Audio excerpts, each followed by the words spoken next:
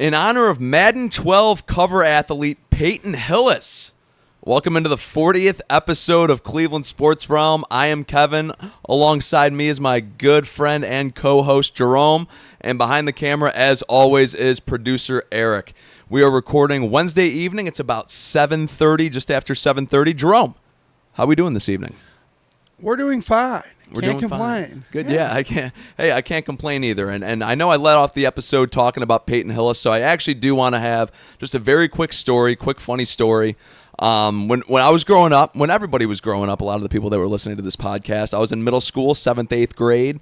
So take the clocks back to about 2011.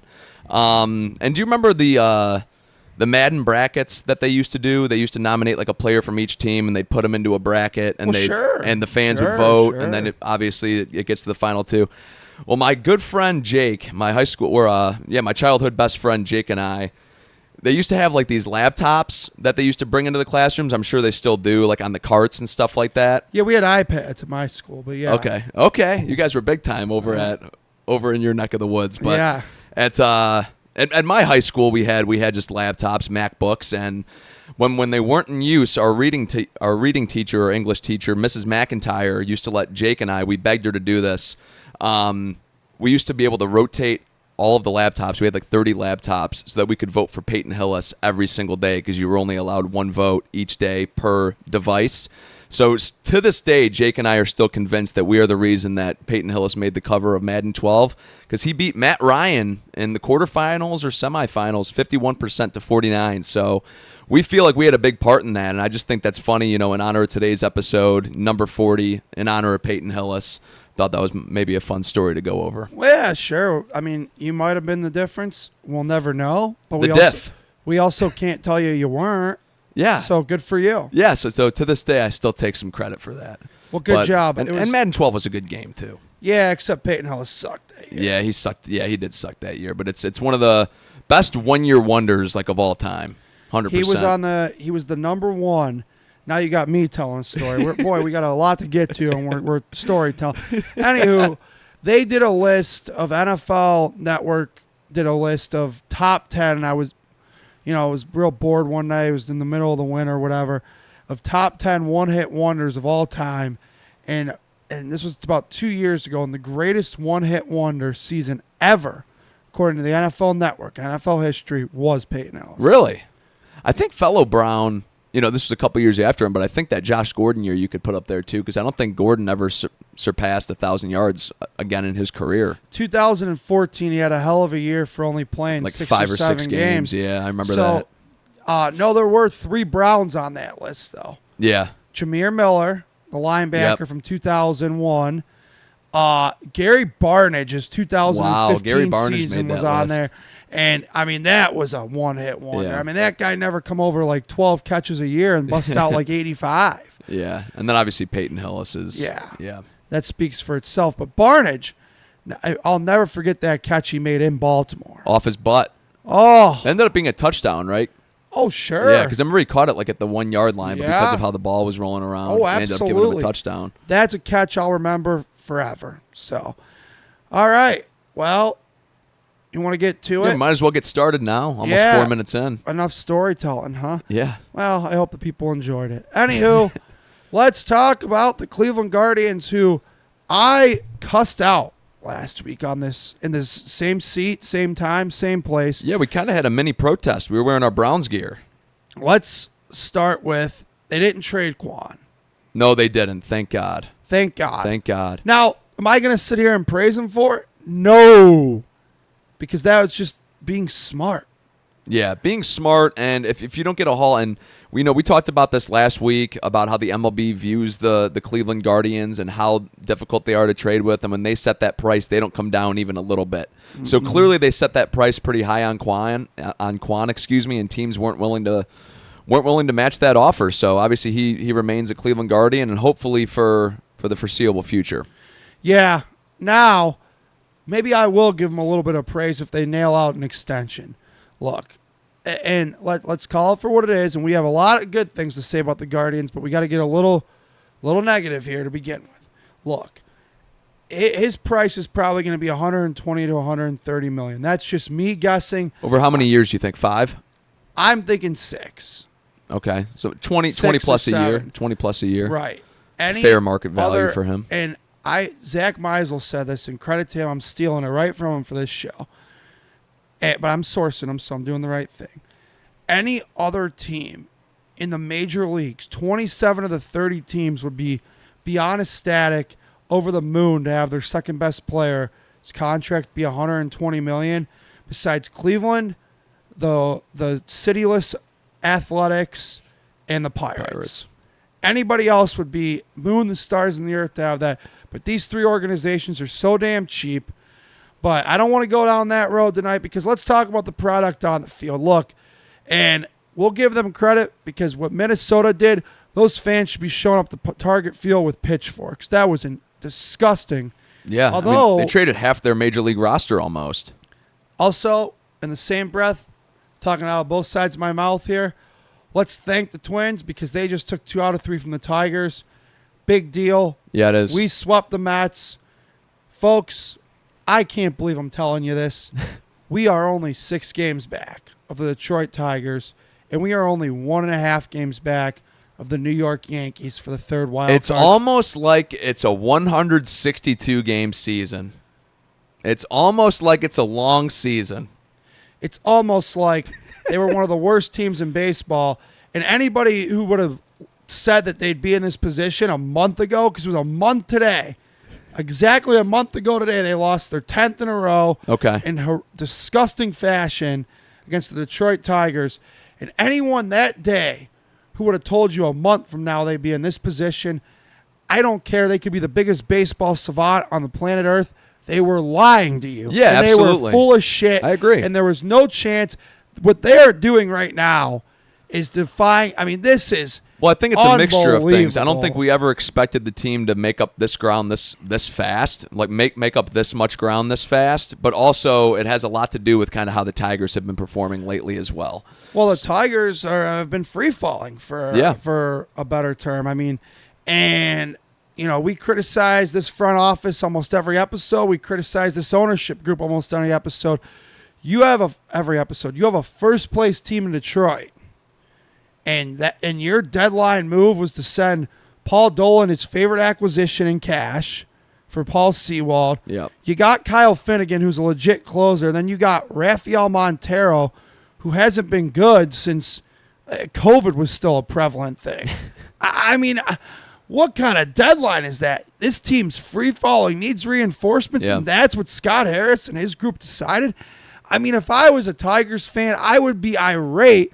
I'm not. I'm ecstatic. Horrible deadline. Thanks, Scott Harris. You're a moron. Well, I feel like it was around this time last year that we were kind of in a very similar situation where we were so many games up in the Central, and then we started kind of our own free fall, and then we, eventually made up some ground and then locked down that 2 seed last year. So, I mean, it's by no means like the Tigers. I mean, like I've said, and I'll continue to say, it's a long season, obviously, and there are the times in the seasons that are a little bit cause for panic, but you can't just full-blown go into an absolute panic attack, or else you will dip below that line. You will lose the Central. So Tigers fans got to be even keel. The Tigers organization has to be even keel, and I would say in the same breath, so do the Guardians right now. I don't think you can get too high after this. It's a huge series win, but also at the same time, it's really not. It is in the sense that you're beating a fantastic baseball team in the Mets, who were in the ALCS last year, a series away from the big one last year. But also, this is an NL opponent. I wish it was against an AL proven contender to where we're like, okay, these are the big boys, we're beating them, and we're making up ground in the standings. So I do think it takes a little bit away from it, just that it is the Mets. But also, it is against Lindor in the same breath as well. So sweep Lindor, sweep Soto, and speaking of Soto. We'll get there. Yeah. No, I think it's a big deal. And, the Mets have lost 8 of 9. That they were booing them pretty harshly today. Yeah, they're in a free fall. Yeah. And, I mean, look, the Guardians... So Friday, obviously, the Twins do what they did. And so, obviously, the pressure, because of what the Twins did, the one thing about their young players, and it's a matter of fact, those kids in Minnesota, the St. Paul Saints, for a better term, their AAA team, those guys are playing with house money. Ain't nobody expecting them to win nothing, the rest of the way. So they show up to Cleveland, and they played us tough all weekend. We did win the series, but they weren't easy wins, any of them. Yeah, I mean, none of the pressure was on them, so they just went out and that's played. what I'm saying. Yeah, no, exactly. Yeah, I'm backing up your point there. Yeah. Those guys are playing with house money. So Cleveland does win Friday, win Saturday, which I was in attendance for, and that was the C.J. Kafis debut. Yeah. Still holding to it. Did not pay to go to Saturday, so still won't do that. I'll make a deal with the listeners and everybody who cares or wants to hold me to this. If they make the playoffs, I'll pay and go. That's the next time I'll pay. But before that, no, we won't do that. You won't pay for a regular season game the rest of the year, even on the stretch that they're on now. I don't think I will. Yeah, I could see myself paying to go to a game. Yeah, I don't know if I will. Anywho, let's so Minnesota then ends up winning that Sunday game. Guardians gave a good effort, but Saturday, one thing I do want to talk about is, and we can have this conversation a little further down the road. I think we could have this conversation and be realistic about it because of where they are in the standings as of today on August 6th or August 7th. If you're going in for a wild card series right now, I think Tanner Bybee ought to be your 3 because I think I'm going with the big rig at 1. I mean, and I'm not just saying that off recency bias of today, and we got to talk about that outing today, obviously. Yeah.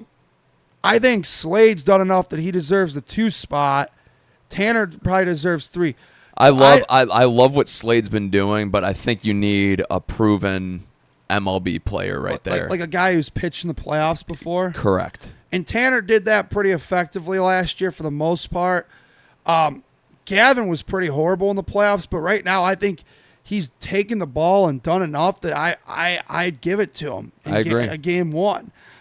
Maybe but I think those are your 3, right? If they get into because let's talk about it a little bit more real. Like we just talked about the Tigers free falling, but mathematically, and I'm no mathematics genius by any means. Mathematician. Thank you. Yeah, that's the word I was looking for. But realistically, if they were to get in the thing based off right now, it would be the wild card. Yeah. So you're probably looking at that best of 3 series, exactly. And those are probably your 3 guys you're going to go with. It does suck because the guy who pitched, quite frankly, the best for them in the playoffs is he'll be singing "Go Cubs Go," and that's Matt Boyd. Yeah, that's unfortunate. Oh my God, he was awesome last year in the playoffs. He was really good. He was. But let's talk about who's here because, like we said, we are going to react what they give us to. Last week they gave us nothing positive to think about. Right now, coming off a 3-game sweep at Citi Field, man, it's got to be all sunshine and lollipops. And you're going to play the Chicago White Sox, and they still are a major league team. They stink, but they're a major league team. But the Guardians have done what they're supposed to against those guys this year. They've gone 6-1 against them. You got to get 2 out of 3 at bare minimum. Sweep would be, what you need probably though. Yeah, no, I completely agree with you. I think they got to ride this high right now and going to Chicago. We're going into Chicago, correct? Yeah. Going to Chicago. Yeah, going to Chicago, take 2 out of 3 from them. And like you said, Jerome, it's still an MLB team. You never want to just look past a team and onto the following opponent because that's when, you get, for lack of a better term, you get caught with your pants down. Yep. So going to Chicago, take care of business out of the next one. Let's continue to make up some ground here in the Central. Hopefully maybe even have a shot to really take the Central from the Tigers, and we won't have to worry about that. Yeah, I mean, is it probably going to happen? No. Is it have a chance to happen? Yes. And it's unlikely, but it's possible. Right, exactly. And when you go and do what this team did against the New York Mets, you catch the eyes of everybody again because I'm seeing all the accounts, whether it's Talking Baseball, John Boy Media, MLB on ESPN, MLB on Fox, all, talking about the Guardians today. And again, there's no other way to put it. It was a statement series by the Cleveland Guardians. And I think it caught the eye of everybody. And I'll be quite honest with you, it caught me by surprise. Coming out of taking 2 out of 3 from Minnesota, where you scratch and claw and you get the job done. You win Friday and Saturday. Sunday you lose. You're thinking, oh, you just lost to the AAA Twins. I mean, come on. And then you show up in New York, and it wasn't like they went against New York's bad pitchers either. I mean, David Peterson today, a lefty. We know how brutal they've been against lefties. And they get 4 runs off of them. I mean, I would have come on here and been positive, believe it or not, had they not even won today. Today was the cherry on top. Yeah, right. Yeah, seriously. I mean, we talked about that last night. We talked did about, because we watched the game together, and it was like, okay, you just went and took the series at Citi Field in Queens. Those people are going delusional in Queens right now. I mean, and then we both looked at it. Well, they face David Peterson tomorrow. They're probably not going to win, but who the hell cares? They took 2 out of 3. And then they go in there today, and David Fry turned back the clock to October of 2024 and hits a moonshot. I mean, just a deep, deep home run off of David Peterson. He won the battle of the Davids there. Yeah. And then Angel, who had been in a brutal 0 for 19, he busts out of that in a big way with a 2-run bomb. And then Arias, we joke about the guessing, and a lot of it we joke about. A lot of it has some truth behind it. We joke about the guessing of pitches. I mean, he maybe had his best series all season, like back-to-back-to-back games. I mean, big 3-run homer on Monday, RBI single last night, and then a big triple today to give him a 4th run. And then this has got to be Arias' best series of the entire year. It has to be. I think so. I mean, what a performance. I mean, I think so. But let's talk about Gavin. Yeah. I'll be honest with you. It was really, really fun, and I had left work about 2:30, and my one coworker alerted me. He goes, I know it's early, it's in the 5th, but he goes, have you looked at the Mets and their the box score? The box score yet? And I said, no. I said, I know the score. We're up 4-0. He goes, check it out. And I just looked. I go, oh, I know what you mean. Neither of us said anything. Couldn't say anything. Nope. And then I went out to see my barber, and I was in the chair, and I was tracking it, and I'm sitting in the chair. I have the phone right here, and I see in-play runs, and I said, oh, no. And I got to be honest, I was really rooting for it, and there was a certain point when I'll tell you when I thought he was going to do it. I want to hear when you thought he was going to do it, because obviously we weren't together today. We both had our own business to conduct and go about our day. When every no-hitter or perfect game seems to have that one huge play. And so when C.J. Kafis, who we'll talk about him because so far I've liked what I've seen for the most part. Yeah, same. But we'll get to that. We'll cross that bridge in a minute. When C.J. Kafis lays all out, when Vientos hits like a little kind of pop fly into no man's land and Kafis lays out and makes the grab for a guy who's not a natural outfielder, made it look natural, I thought to myself, there's the play. Gavin's going to do it. Okay. And it didn't happen. Okay. Yeah, so I had the MLB.com pulled up on my computer at work on one of my screens, and I was tracking the pitch by pitch. So Big I wasn't 2-screen guy. Yeah, I've got my laptop screen and then 2 monitors. Oh, 3-screen guy. Yeah, Holy exactly. crap. Exactly. So I had on one of my screens, I did have MLB.com pulled up, and I had the pitch by pitch up. So I wasn't watching it live, but I was watching play-by-play live, I guess, for lack of a better term. So I couldn't really get a vibe of the sense in the stadium, obviously, just because I was tracking it that way. But I will say, after the 7th inning, I see, and keep in mind, through the first 6, 7, like Gavin Williams didn't have too many strikeouts. He had pitched like 6 innings and 3 Ks. So and I was 3 like walks and 3 strikeouts. And so I was 6. Yeah. Yeah. So I was like, okay, so they're making contact with the ball. This isn't like he's just getting everybody to swing and miss constantly. So I was a little bit worried at that point that it was going to get broken up soon. However, after the 7th inning, I saw that it was the Mets 7, 8, 9, and then the 9th it was 1, 2, 3.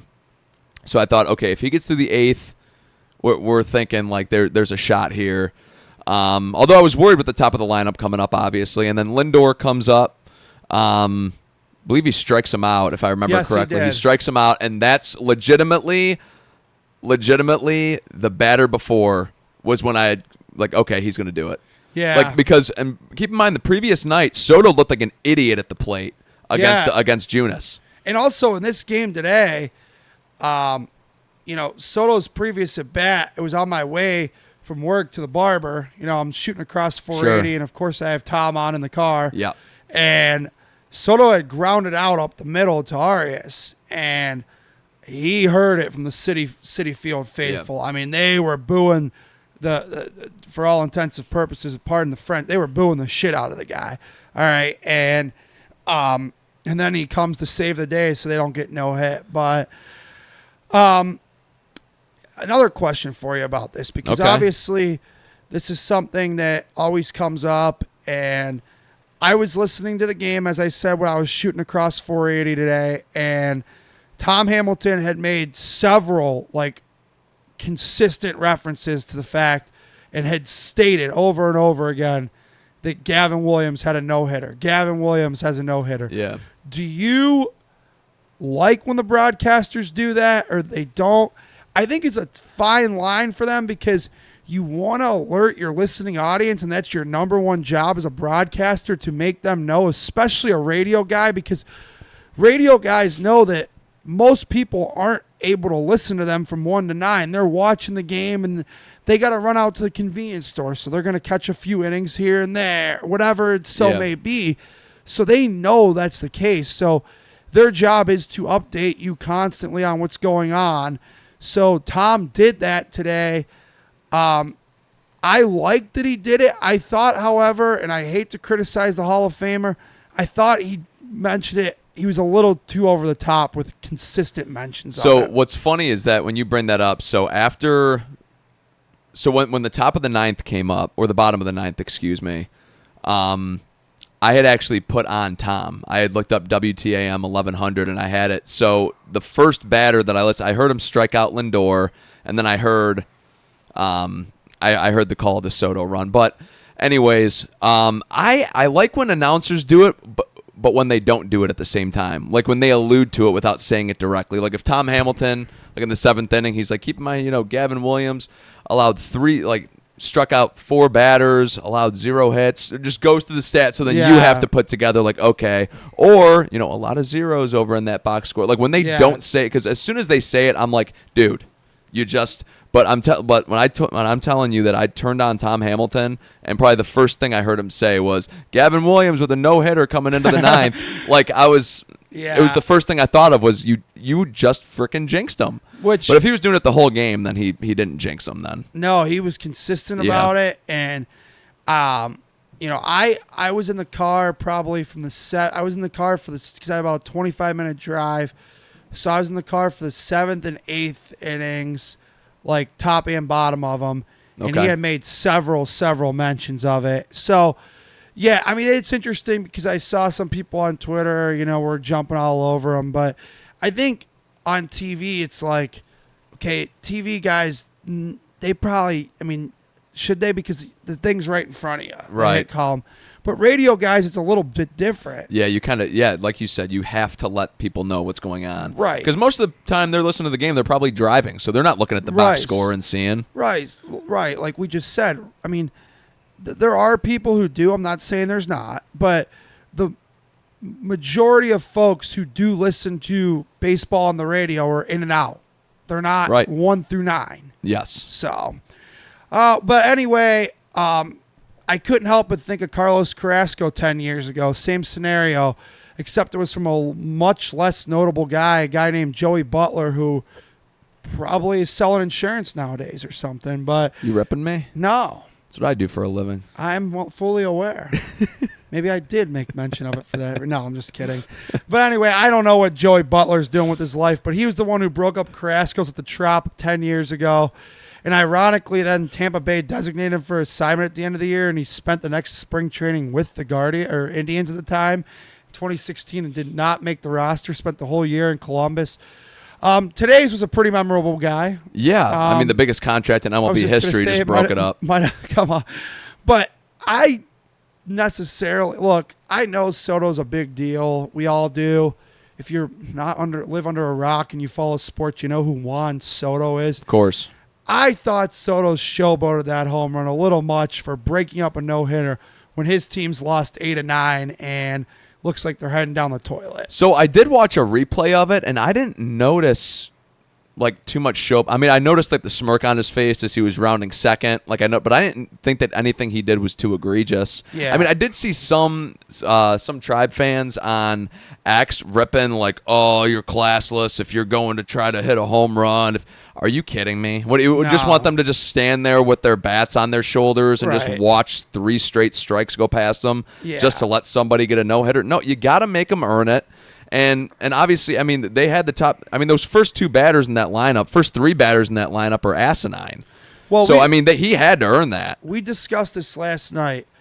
If you take Soto at $50 million, Lindor at $35 million, and Alonso at $30 million, their top 3 are higher than the entire Cleveland Guardian payroll. We did make mention of that. And then you take Nimmo at $25 million. That is so. I mean, again, the payroll discrepancy. You know, the little engine with no money that could. That's who these guys are. I mean, they just keep chucking along. I mean, it's pretty awesome.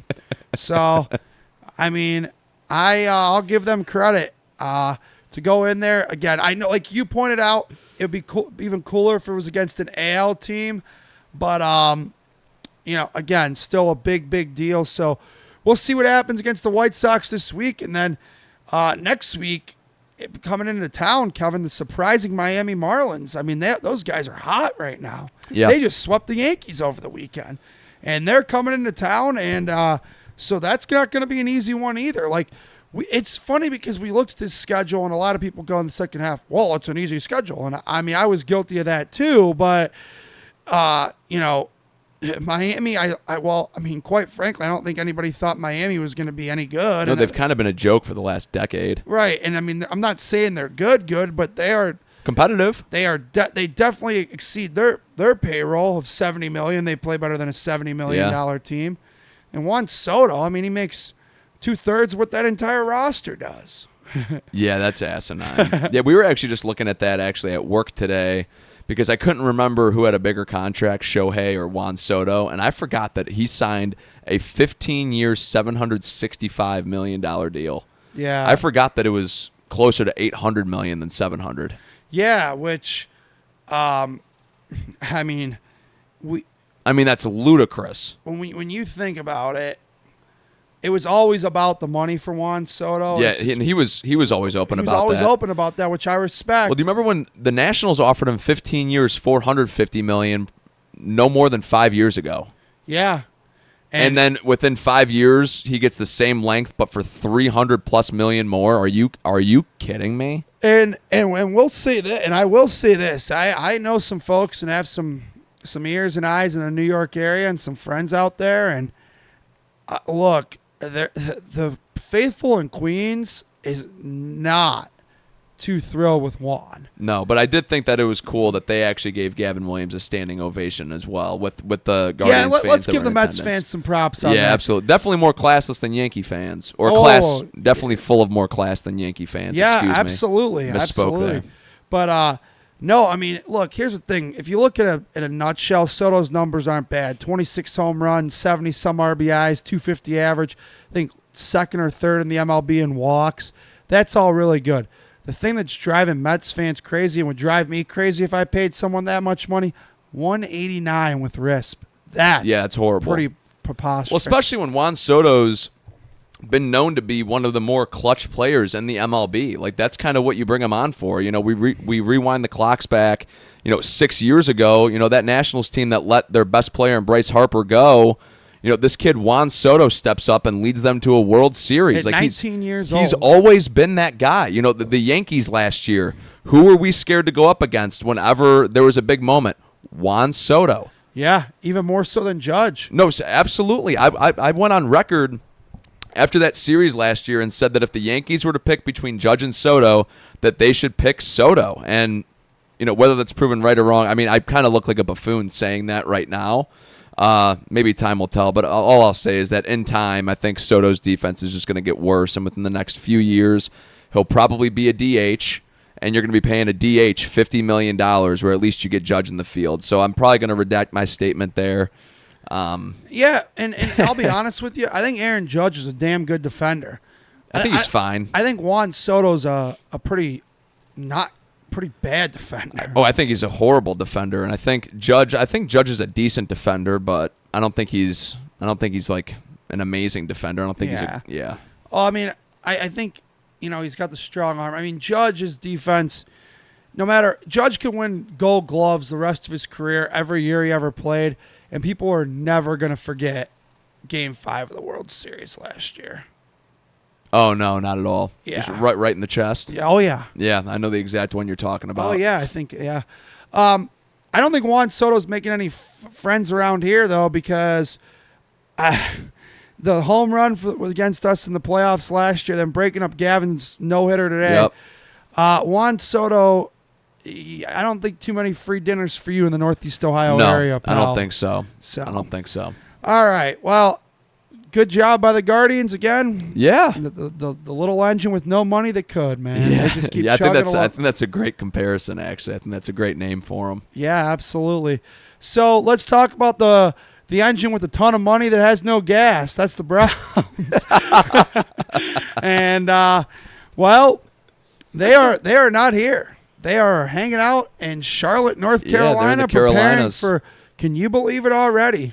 Preseason game 1 this Friday night. Yeah. And guess who's starting? Get those wrists up, Cleveland. It is Shedeur Sanders time. Yeah, it's going to be interesting. I really hope he performs well. I really do. And I don't think Stefanski would put him out there to start this game if he didn't feel like he was at least in a decent position, because you throw him out there and he's not ready. I mean, you're just – what a shit show if that was the case. Well, I agree with you. But I'm going to play devil's advocate. I agree with you, just for the record. Okay. But, I mean, you're bubble wrapping Flacco and just wheelchairing him to the regular season, because you're not risking getting your 40-year-old who you want to start hurt. Kenny Pickett's got a bad hamstring. Dylan Gabriel stinks, and he's got a bad hamstring, so he's utterly useless. Yeah, but they were all pretty much full go at practice with the Panthers this week, were they not? I think Kenny was back. I don't think Dylan practiced today. Okay. For some reason, I thought I saw that there was either stat way, outline with all of them. And then Tyler Huntley, I mean, he's the definition. He's a definition of a camp arm. And then, the Albatross. I mean, he's there. I saw he was present. they let him attend in Charlotte. Yeah, I don't know. He probably wanted to go to Charlotte to be on the beach and was like, "Oh, I guess the team's in town. I should probably go check it out." Charlotte is inland, but it's not fun. I mean, he's probably gonna go to the coast at some point. Yeah, of course. Yeah. The Albatross will make his way to where he wants to be. So, I mean, I guess Gabriel. I mean, all 6 guys are there. Which, speaking of, your brother just taught me today, because he was playing PGA video game, whatever, and I'd asked if there was anything better than an eagle, essentially, and he said, yeah, it's called an albatross if you go 3 under on a hole. And the first thing I thought of was, you're going to be shooting at Deshaun Watson, you go 3 under on the same hole. Yeah. I guess it's called an albatross. Did you know that? I did know that. That's interesting. That's the first time I had heard of it today. Well, you learn something new every day. I'm a firm believer in that. Yeah, are you? I am. Anyway, so, yeah, Shedeur, I think it's a good chance for him.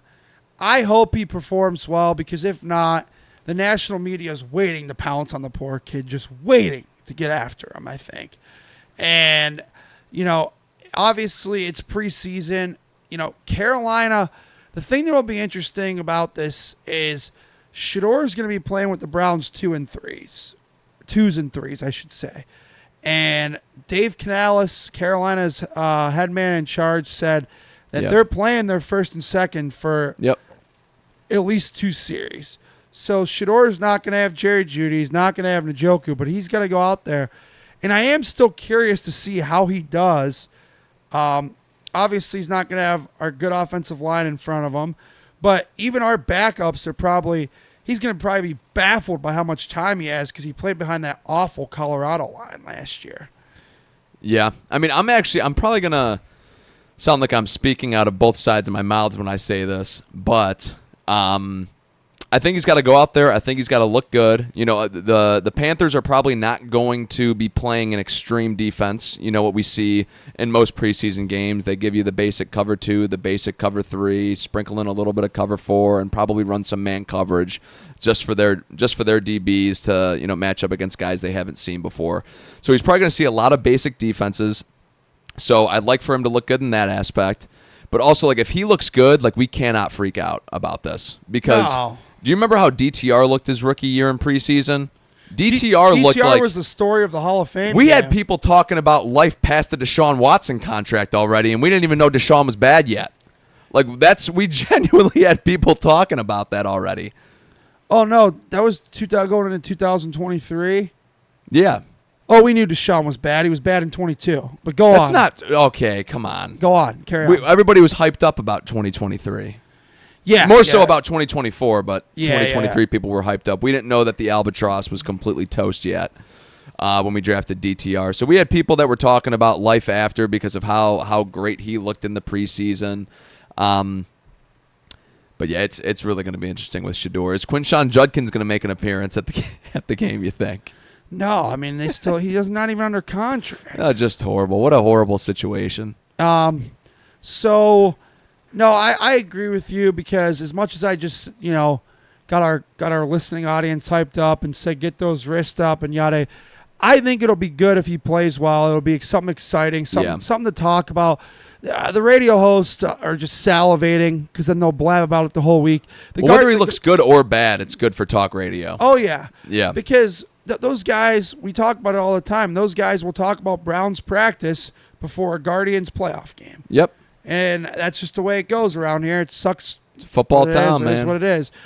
I hope he looks all right. We'll see what happens. But I unfortunately am not going to be able to watch a game live because I will be driving at that time. Neither will I. Yeah. Producer Eric and I will be downtown. Yeah, you'll be at the this guy. MGK Day. Yeah. We got a big time, which his album dropping this Friday. I was going to get to it at Odds and Ends, but MGK's album dropping Friday. Producer Eric and I will be down there Friday night, so I won't be able to catch it live, but I do hope to see some highlights. I hope people send me. Is he smiling over there? Because of our monitor and studio here, I can't see him. No, he's evaluating. He's evaluating? Yeah. All right. Well, anyhow, I will say this. I will for sure... just to be prepared for next week's podcast and all that, I will go back and 100%. rewatch that and see how our guy looked. Well, my guy. You're not a fan. Well, our can refer to the city of Cleveland. Yeah. Right? I mean, anybody who puts on the brown and orange is our guy. Yeah. So let's say it. So I want to hear you say it. Our guy, Shedeur Sanders. Go ahead. Our guy, Joe Flacco. Kenny Pickett, Dylan Gabriel, Shedeur Sanders. You did not just put Dylan Gabriel before Shedeur. Tyler Huntley. The Albatross. You want me to name all 6 of them? No. You know what 4 I'm referring to. Whoever ends up taking over the role, whoever ends up looking great this season, he's our guy. Just like Jameis Winston was our guy. Jacoby Brissett was our guy. DTR was our guy when he beat the Steelers in 2023. Make no qualms about it. There were a few Sundays that DTR was our guy, absolutely. So, but anyway, we'll see how our guy Shedeur Sanders looks. Our guy Shedeur Sanders. And I know that some people are already complaining, well, they should have Joe Flacco out there if he's going to be the star. Listen, the guy's 40 years old. He don't need the preseason. He doesn't need it. He's got all the preseason experience he already needs. This guy has been playing quarterback in the National Football League since Shedeur Sanders and Dylan Gabriel were in the elementary school. Yeah, I want to say he was drafted in 08 or 09. 08. Okay. First round pick out of Delaware University. Yep. He actually started his college career at Pitt. Fun fact. Wow. So he's played for 3 out of the 4 cities in the AFC North then. Yeah. Not at the pro level in Pittsburgh. Right, I know. I understand that. No, anyway, I don't blame them for not playing Flacco. I would like to go against what Kevin Stefanski's done in the past, and we talked about this a few weeks ago. It would be nice to see those 1s and 2s, at least for a series or 2. Yeah. He'll sprinkle them in there at some point this preseason. He always does. Like he didn't last year? Did he not at all last year? No. And I remember in 2021, I'm pretty sure, or 2020, like Baker and them got some I think work. that might have been the last time he did it, Kevin. It's been a big sticking point with fans. Fans are very upset about that. Okay. But Rightfully so. to your point about not getting crazy about Shedeur, people thought Deshaun Kaiser was good because of the preseason. We were 4-0 that preseason. And what do we do that regular season? 0-16. I rest my case. Let's Yeah. move on. All right, let's All go. right. So, Stefanski, obviously we just said the majority of the starters will sit. Yeah. Which, again, he's got to get them out there at some point. Which I read a report. This isn't too shocking considering what we know the Browns plan to be with the 12 personnel. But I did see that Harold Fannin Jr. was getting like a ton of first team reps, and I saw a lot of that has to do with the 2 tight end sets that we're running. Which love to see that. Love to see that we're going back to the ground and pound, the 12 personnel that worked so well for us in 2020 and even in 2023 as well. Looks like we're going to be getting back to that mentality and back to that focus. So I'm excited for that.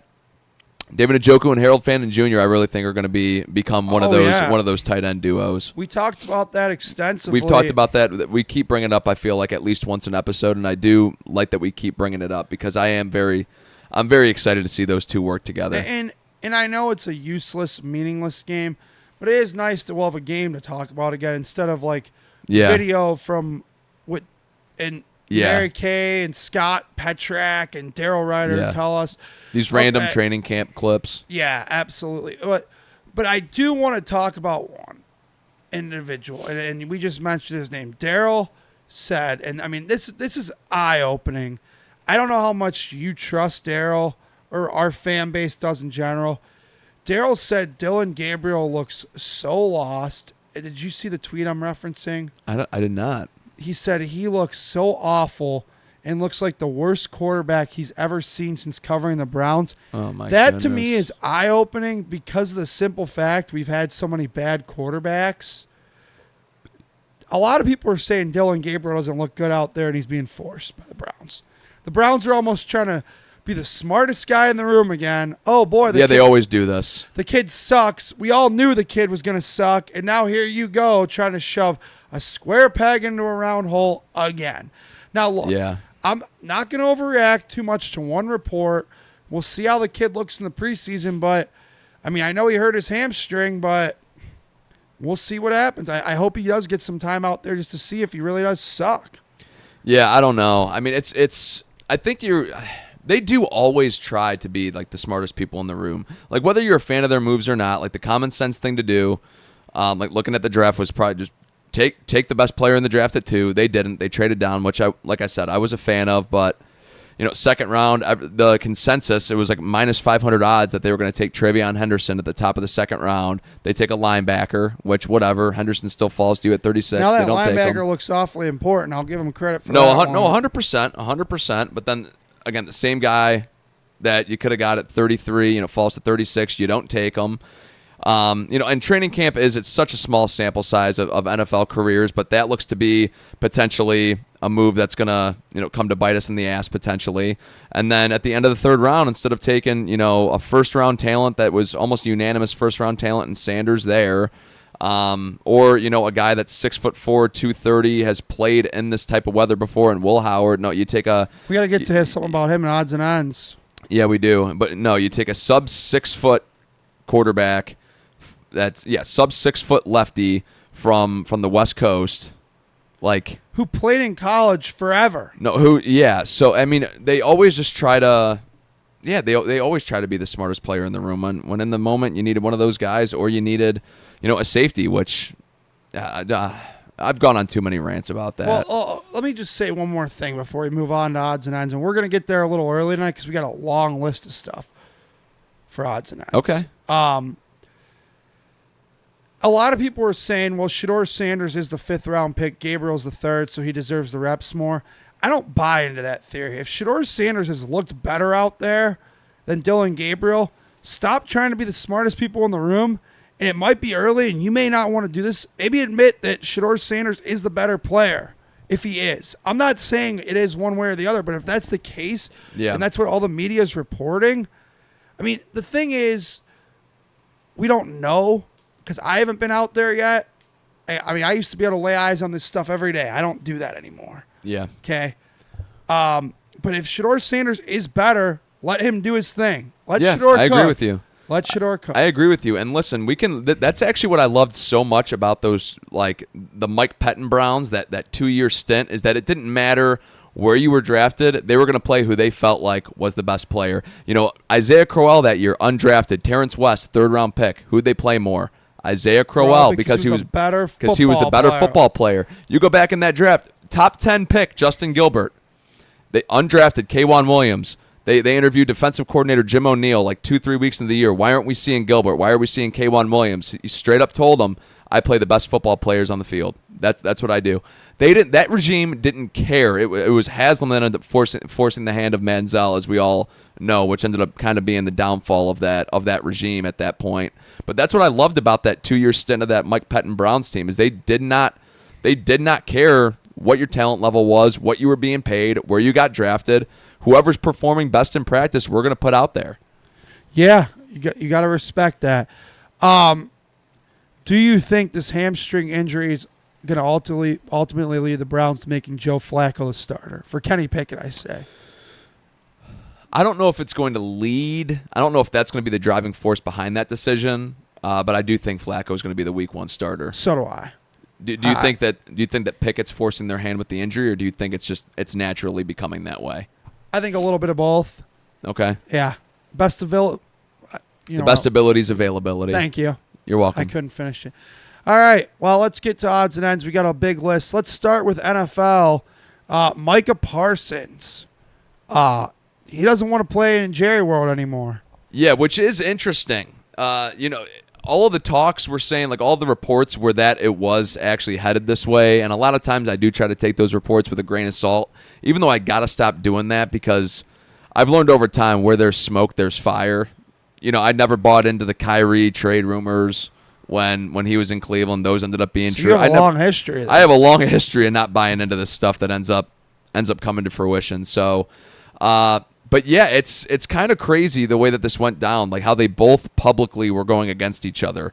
In the Myles Garrett saga, it was really only Myles Garrett that was coming after the Browns, and Browns never ever really went after him in any way. Whether they actually flowered him with, or through compliments and flowers at him, bouquets of flowers whether it was at him. management, coaching, or ownership, nobody ever attacked Myles Garrett publicly. We're just seeing Jerry Jones and a top 5 defender in the game of football just go at each other publicly and release these statements after statements. This one did kind of seem inevitable, though, that this one was going to happen. All right, so next question for you. Where does he end up? Whose side are you on? Jerry's, Micah's, or is the truth lie probably somewhere in the middle? That's where I am. The truth probably lies somewhere in the middle. However, I don't agree mostly with the way that Jerry's gone about it compared to Micah. I agree. To be honest with you, I do think I'm not blaming the entire thing on Jerry, but I think when you're the owner of an organization, you always have to take the higher road than your, for lack of a better term, your employee. I think you always have to take the higher road, and in this case, I think he's continued to take the lower road each time. Well, and listen, Jerry Jones sometimes forgets, I think. Well, actually, I'm sure he doesn't because he probably just looks at his pocketbook. But anywho, Jerry Jones forgets that you are in charge of the most valuable sports franchise in the entire NFL. Every time that you do something, it's going to be talked about everywhere, Jerry. Yep. Like, look, we're a prime example. We are a Northeast Ohio-based Cleveland sports podcast, and we are talking about Jerry Jones on our show. Jerry Jones will never, ever know who the hell either of us two are in our entire lives. Right.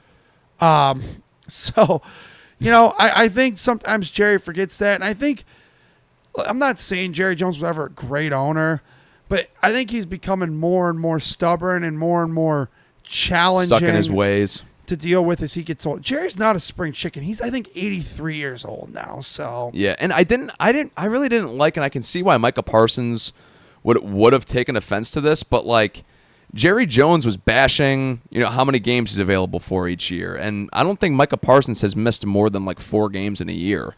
So like, let's stop it with that whole debacle, that whole charade of just like making things up. Micah Parsons, I feel like, is more than always available for that team. Yeah, and I think the more Jerry opens his mouth, the more people are going to start taking Parsons' side. Yeah, I agree with you in that too. And look, it's almost like for lack of a better term, and obviously not to get too political, but it's almost like Donald Trump. Like sometimes, dude, just stop talking. I completely agree. No, like sometimes, just silence shut is up. key. Sometimes just stop. Yep. Yeah. So that'll be interesting because we've seen all the other probably 3 top guys at pass rushing get paid. I mean, TJ got his money, Max Crosby got his money, Miles got his money, and now Micah's like, I'm with those guys. Where's my money? Yeah, and I can't blame him. And Parsons is better. Parsons is better than Crosby. I think it's. We've gone over this before. I think it's hands down Garrett, Watt, and Parsons the best in the business at what they do when it comes to edge rushing. Yeah, I think Crosby's really good too. I don't know if he's quite in that those guys category. I think he's almost like they're tier 1. There is a tier 2, and I think Crosby's almost like a tier 1.5. Like I think he'd be too good for tier 2, but he's not up with those 3. Yeah, I would agree with that. All right, let's talk about another. The same fans who root for the team we just talked about here, they also root for these guys in the winter after they get done rooting for the Cowboys in the fall. The Lakers. Yeah. They extended Luka 3 years, $165 million. My dad sent me an interesting article about a coach of Luka Doncic's from Europe. I haven't got to finish it yet, so maybe we'll have to get into that a little bit next week at Odds and Ends. Luka signs 3 years, $165 million. NBA money is just totally out of hand. I think in general, like I think money and NBA definitely more when it comes to like the AAV, like the annual value on it. But I feel like we see $53 million a year players like in the NFL, like they're just quarterbacks. We just talked about Juan Soto making $50+ million a year. I mean, I think where you really separate that in the NBA is when it comes to like SGA, who's making like $70+ million a year, and the only person that's really doing that in any other sport is in the MLB, and that's Shohei Ohtani. Yeah, I think NBA money's totally out of hand. It's interesting. Lucas said he wants to win right now, so I think Rob Pelinka's got a lot to manage there. He's got Luka, he's got LeBron, he's got his hands full. That'll be interesting to follow. Yeah, what route do you take if you are the Lakers right now? Then you got to try to win now. You have Luka. Yeah, I mean, you have Luka and LeBron, but the thing is, like what we were talking about just a few weeks ago, and the LeBron trade rumors have pretty much died. Like I haven't heard anything about that in weeks, maybe even a month at this point. I would pretty much consider that to be dead in the water. But what would your plan of action be if you were LA? Would you try to spark up the trade talks to get something for LeBron, or would you really try to go in on this year and maybe next year to try to do something with the team that you have now? The problem is since they won that finals in 2020, they've traded so much draft capital and assets away. I don't really know what they have. That comes with having LeBron, though. I don't really know. That's right. That's fair. I don't really know what they have in the arsenal as weapons to use to I don't know what bullets they have left. But you would think they would be acquiring pieces for LeBron, not packaging LeBron with somebody else to go after a bigger fish, right? So I would assume that would be the key. Luka and LeBron say they get along. Who the hell knows what happens behind closed doors? Well, there will be some good 30 for 30 on it in 2050. I don't know. Yeah, I don't know. And Cooper Flagg, obviously, Luka Doncic's heir to the throne in Dallas. It should be interesting to see how that team looks. Him, Kyrie, Anthony Davis, PJ Washington, great player. Klay Thompson's still part of that. Yeah, it's going to be a fun season for Mavericks fans. And while we can all argue whether or not that draft lottery was rigged, which I do happen to think it definitely was. I'm not disagreeing. I'm happy that Mavericks fans didn't have to experience too heartbreak for too long. Yeah, I completely agree. All right, Roman Anthony, stud prospect, number 1 prospect in baseball. The Red Sox brought him up finally. Their fans were crying for it, and they did it, and he's here, and now he got paid. 9 years, $130 million, and I guess with incentives and escalators, it has the chance to go to $234 million. Wow.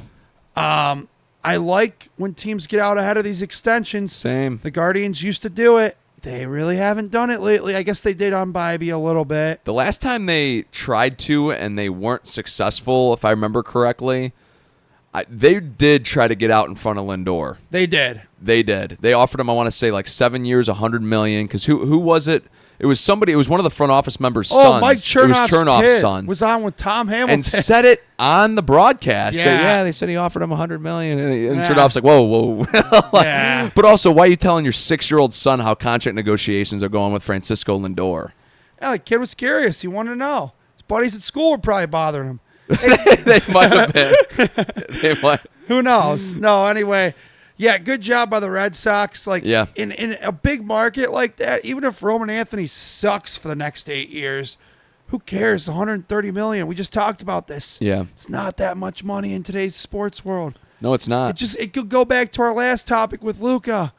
The contracts now are crazy. Yeah, they're asinine. So get out ahead of it. They did it with Bybee. I mean, they got him for cheap, and then he's had kind of a down year. We can talk about that more next week. Yeah, we can. Ohio State quarterback battle. Julian Sayin, and a lot of people, including me, thought he'd automatically get the job. Ryan Day said, not so fast. The other kid whose name is escaping me right now, very much still in battle. So Ohio State, no starting quarterback yet. We'll see what happens. It's kind of like a brand new Buckeyes team, man. They lost a lot to the draft. Is there any shot that they do like the drive-by-drive quarterback in-game battle? They haven't done that since that was an Urban thing, and they did that with JT and Cardell.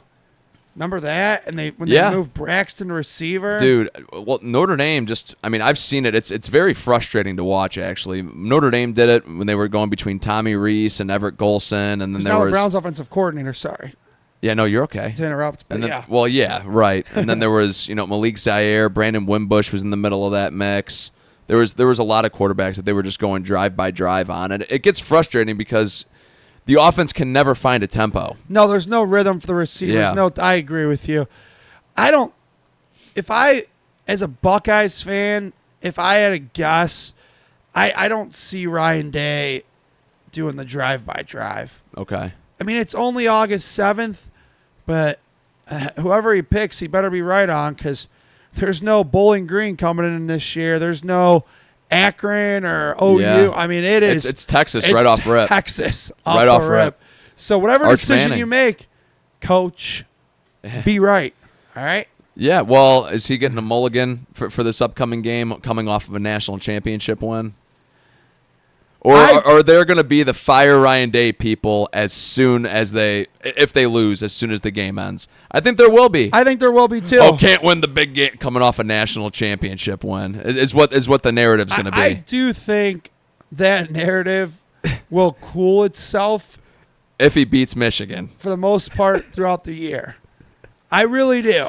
I think that narrative will cool itself. There are some fans that still believe he should be fired because he has not beaten Michigan However, yet. It's asinine. However, Mr. Shaguro, if they lose to the Maize and Blue again, that contingency of folks will probably fire right back up. Oh, But 100%. I think, for me, and this is just me talking, me personally. Yep, and Jerome Pedikauskas. You could hold me to this throughout the whole fall on this program. I will. I think Ryan Day buys a grace year. Look how much he lost to the NFL.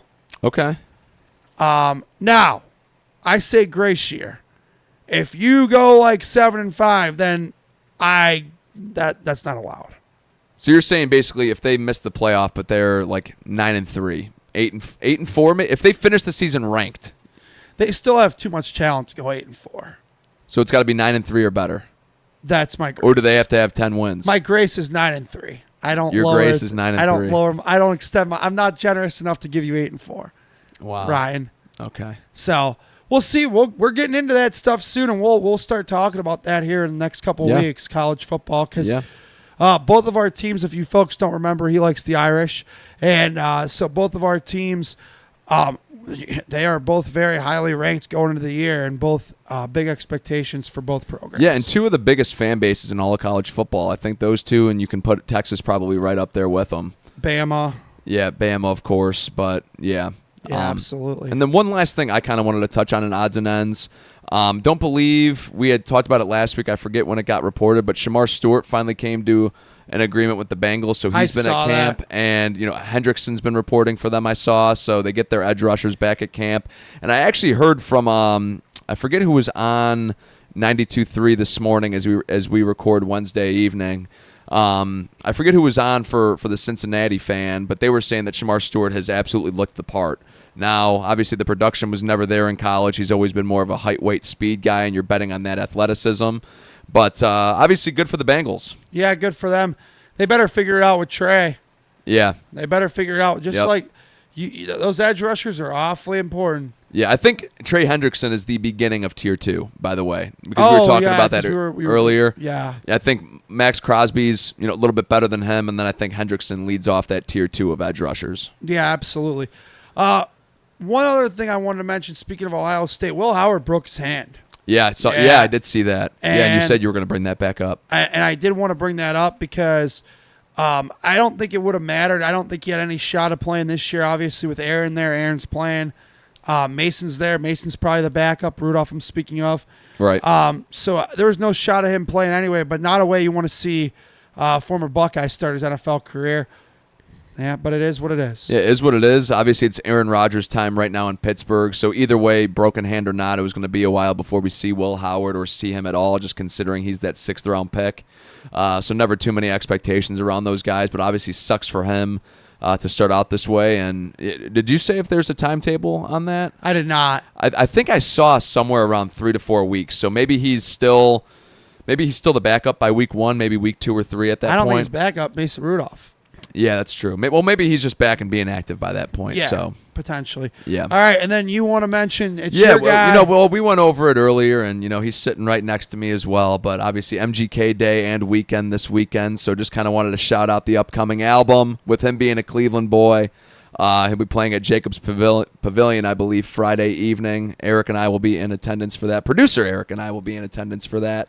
And some other friends of ours as well. So we're looking forward to that. You kids have fun. We're going to have an absolute blast. We're going to have a blast. Yeah, so we are going to have to watch the Browns at some point. Yeah, we'll probably turn that on. I don't think I've got anything going on Saturday, so maybe we'll watch the recap. I won't be home Saturday yet, but maybe Sunday evening. But we'll figure it out. We'll make sure that we have the tape watched and ready to record or ready to analyze by Wednesday evening next week, which would be August 13th. Next episode airs on the 14th. All right, everybody.